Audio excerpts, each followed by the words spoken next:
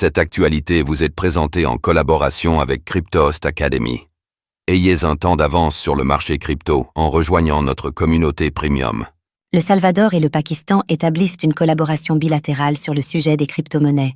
Dans la course enclenchée pour l'adoption du Bitcoin, le Salvador fait sans aucun doute figure de précurseur. Une position désormais partagée avec le Pakistan, dans le cadre d'une relation bilatérale basée sur les crypto-monnaies.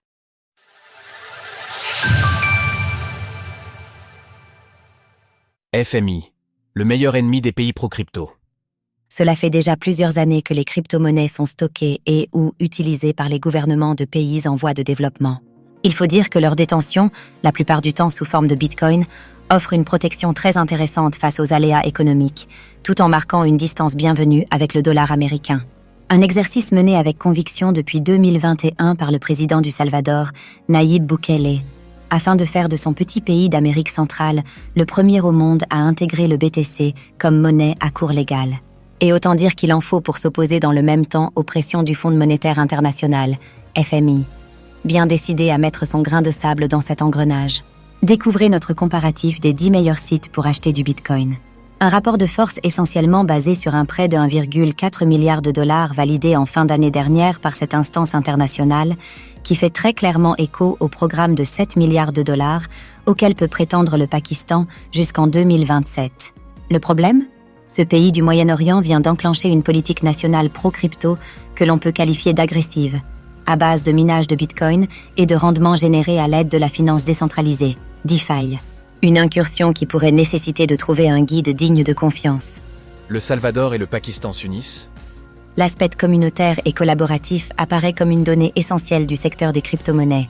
Visiblement, cette règle s'applique également aux gouvernements désireux d'intégrer cette option numérique à leurs ambitions gouvernementales.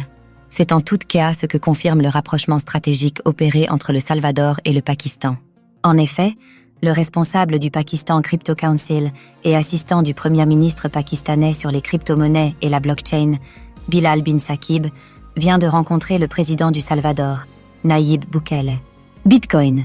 Le FMI refuse que le Pakistan favorise le minage de BTC avec son surplus d'électricité. Au programme officiel de leur entretien, la mise en place d'une collaboration bilatérale impliquant un partage d'expériences et de connaissances sur le sujet des crypto-monnaies.